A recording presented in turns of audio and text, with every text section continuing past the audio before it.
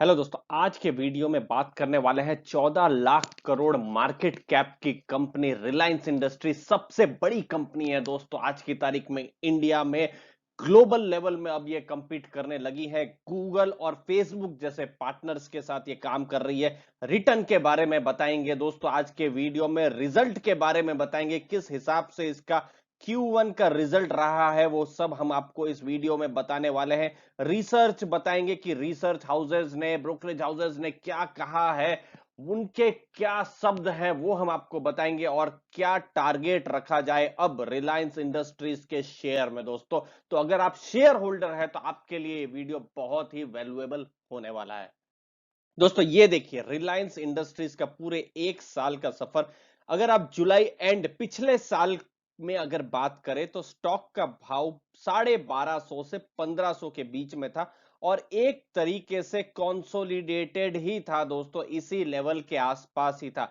लेकिन फिर ब्रेकआउट करता है और स्टॉक ऊपर जाता है, और देखिए दोस्तों ये जो स्टॉक है 1600 तक चला गया था, और तभी भी बहुतों को ये स्टॉक महंगा लग रहा था, बहुत लोगों को महंगा लग रहा था। लेकिन देखिए मार्च का महीना आता है, कोरोना वायरस का पैनिक आता है, लॉकडाउन्स होते हैं, और स्टॉक का भाव गिरता है 870 880 के लेवल पर ये स्टॉक का भाव जाता है। लेकिन अब देखिए दोस्तों स्टॉक 2000 से ऊपर चला गया है। और दोस्तों ये जो वायरस आया, लेकिन अप्रैल का महीना बहुत ही सिग्निफिकेंट था रिलायंस इंडस्ट्रीज के लिए, क्योंकि फेसबुक के साथ इनकी डील हुई और बाकी कंपनियों के साथ भी डील हुई, और अभी रिसेंट में गूगल के साथ भी डील हुई है। लगभग 33% हिस्सा वो बेच चुके हैं। जो बाहर की कंपनीज है, जो प्राइवेट इक्विटी फर्म्स हैं, उन सबको 13 कंपनियों को बेच चुके हैं, और स्टॉक उसके बाद सिर्फ नॉर्थ नॉर्थ नॉर्थ में ही जा रहा है। 2200 के आसपास आ गया है। लेकिन अभी रिसेंट में थोड़ा बहुत स्टॉक गिरा है, 2000 के आसपास इसका स्टॉक का प्राइस आप देखेंगे तो दोस्तों ये है रिटर्न 1300 से लेकर 2000 का। अगर आप एक साल का ही परफॉर्मेंस देखें तो, लेकिन उस एक साल में बहुत कुछ हुआ है। 900 से भी ये डबल हुआ है, और इनफैक्ट डबल से ज्यादा भी रिटर्न इसने दिए हुए हैं दोस्तों। अगर आज की तारीख में हम रिलायंस को एनालिसिस कर रहे हैं तो रिलायंस जियो का परफॉर्मेंस समझना बहुत जरूरी है। वो दिन गए 5-6 साल पहले जब हम रिफाइनिंग और पेट्रोकेमिकल का बिजनेस को देखा करते थे। आज की तारीख में देखिए दोस्तों 39.8 करोड़ सब्सक्राइबर है जियो के। अगर आप पॉपुलेशन देखें इंडिया की, भारत की, 130 करोड़ के आसपास इसकी जनसंख्या है, यानी देश का लगभग 30% हिस्सा जियो को ही यूज करता है दोस्तों, जो अपने में बहुत बड़ा पॉजिटिव है। 12.1 GB per month data consumption हुआ है दोस्तों। ये पिछले 3 महीने में अगर आप देखें तो बहुत बढ़ा है। रीजन है वर्क फ्रॉम होम कर रहे हैं एम्प्लॉयज लोग, बहुत ज्यादा इंटरनेट में काम हो रहा है, यहाँ तक कि जो स्कूल में बच्चे हैं वो भी आज इंटरनेट का यूज कर रहे हैं। ऑनलाइन लर्निंग बहुत ज्यादा यूज हो रही है, तो ये बढ़ा है। और जियो का प्रॉफिट देखिए दोस्तों 182% पिछले साल के मुकाबले बढ़ा है। 891 करोड़ था, जो कि इस बार 2520 करोड़ क्वार्टरली हो गया है दोस्तों। और सबसे इंपॉर्टेंट डेटा वो है ARPU, एवरेज रेवेन्यू पर यूजर, 7.5% बढ़ा है, जो कि बहुत बड़ा पॉजिटिव है। 140 रुपए, इसका मतलब भी समझा दूं, यानी अगर समझ लीजिए आपके पास जियो का कनेक्शन है तो एज ए रेवेन्यू आपसे 140 रुपया कंपनी कमा रही है। अगर आप एवरेज माने तो, किसी से हो सकता है कम कमाती हो, किसी से ज्यादा कमाती हो, लेकिन एवरेज में कंपनी 140 रुपए कमा रही है, जो कि बहुत ही पॉजिटिव है। और ऐसा भी कहा जा रहा है धीरे धीरे अगर ग्लोबल मार्केट्स की बात करें तो 200-300 तक भी आरपीयू जा सकता है। तो ये अच्छा तो है ही कंपनी के लिए, लेकिन हो सकता है भविष्य में इंटरनेट के भाव भी बढ़ सकते हैं। खैर वो अभी यहाँ पर डिस्कस करने का पॉइंट नहीं है, लेकिन ये आरपीयू बढ़ता है तो जियो का परफॉर्मेंस भी पॉजिटिव में आएगा। अब दोस्तों Q1 की हाइलाइट्स बता देते हैं दोस्तों। 13 नए इन्वेस्टर्स ऐड किए हैं, गूगल और फेसबुक जैसे दिग्गज इन्वेस्टर्स ऐड किए हैं। 1,52,000 करोड़ रेज हो गए हैं पैसे दोस्तों। अगर हम निफ्टी की बात करें तो 10-15 कंपनियों के बाद जो भी कंपनियां हैं इतना का मार्केट कैप भी नहीं रखती है दोस्तों। 1,52,000 करोड़ इतने रुपए रेज हो चुके हैं रिलायंस जियो के प्लेटफॉर्म में, जो कि बहुत बड़ा पॉजिटिव है।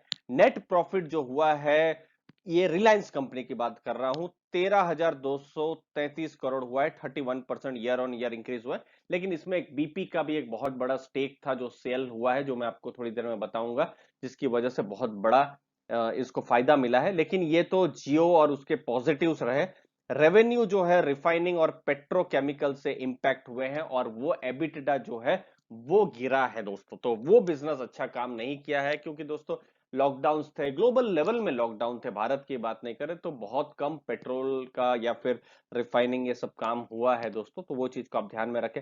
रिटेल बिजनेस भी स्ट्रगल किया है, 57% कम फुटफॉल हुए हैं। जो रिलायंस के जो जो भी रिलायंस ट्रेंड्स को ले सकते हैं, ज्वेल्स को ले सकते हैं, और बाकी भी जो रिलायंस के जो सुपर जो स्टोर्स हैं उनकी भी बात करें तो ये एक बहुत ही, अगर हम कहें तो थोड़ा सा नेगेटिव जाता है दोस्तों।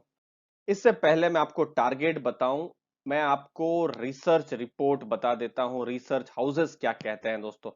रिसर्च हाउसेस का कहना है कि जो पीयर्स है, जो दूसरी कंपनी जिसके साथ रिलायंस compete करता है, चाहे वो पेट्रोकेमिकल में हो, रिफाइनिंग में हो, या फिर आप टेलीकॉम में लीजिए, उन सब के कंपैरिजन में आउट परफॉर्मेंस रहा है ये जो क्वार्टरली रिजल्ट आया है।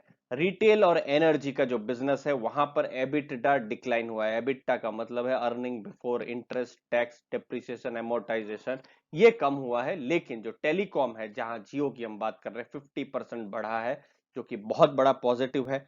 एआरपीयू जो हमने आपको समझाया 140, इसको जो रिसर्च हाउस है बहुत ही पॉजिटिवली ले रहे हैं, और उनका मानना है कि ये धीरे धीरे बढ़ेगा भी।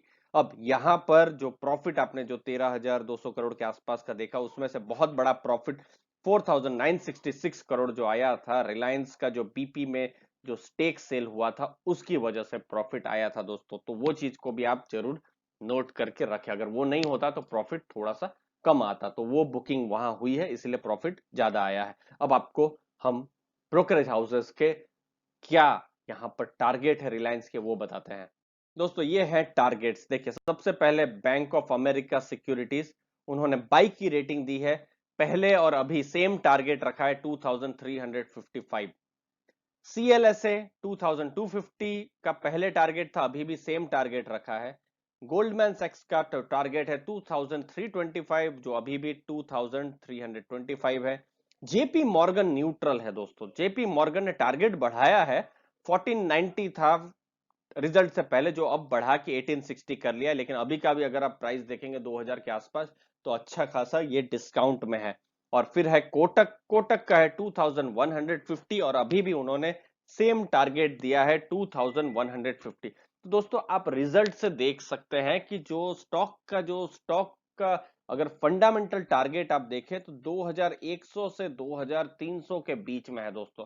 तो अगर लॉन्ग टर्म का कोई इन्वेस्टर है जिन्होंने रिलायंस को लेके रखा है 5 साल 10 साल के लिए, तो उनके लिए तो खैर बेचने का कोई बहुत अभी भी मतलब नहीं बनता है। उनको तो डिविडेंड भी मिला ही होगा, ₹6.5 का डिविडेंड ऑलरेडी कंपनी दे चुकी है। तो उनके लिए तो बहुत फर्क नहीं पड़ता है। लेकिन हाँ, अगर कोई ट्रेडर है, ट्रेडिंग अपॉर्चुनिटीज देख रहा है, तो फिर यहां पर ब्रेकआउट्स या फिर बढ़कर बहुत ज्यादा ऊपर जाने की संभावना आज की तारीख में कम लग रही है। अनलेस फिर कोई सरप्राइजिंग कुछ अमेजन जैसी डील या ऐसा कोई बहुत ही पॉजिटिव आ गया, तो फिर तो स्टॉक फिर से रीरेट हो सकता है। बट फिलहाल अभी हमको जो टारगेट्स है उसको देख के यही लग रहा है कि ये रेंज बाउंड रहने वाला है 2100 से 2300। और अगर नीचे जाता है तो जो भी लॉन्ग टर्म इन्वेस्टर्स है वो तो जरूर यहां पर लपक ही लेंगे, वैसा लग रहा है दोस्तों। आप भी अपने व्यूज दीजिए रिलायंस इंडस्ट्रीज के बारे में, आप क्या सोचते हैं, आपके क्या टारगेट्स हैं, जरूर बताइए। आप फंडामेंटल इन्वेस्ट करते हैं या टेक्निकल, जरूर बताइए दोस्तों। फिलहाल ये सब टारगेट आप लोगों के सामने हमने रखे हैं। वीडियो अच्छा लगा तो जरूर लाइक शेयर सब्सक्राइब कीजिए, हमारा हौसला बढ़ाइए दोस्तों। धन्यवाद आपके टाइम के लिए।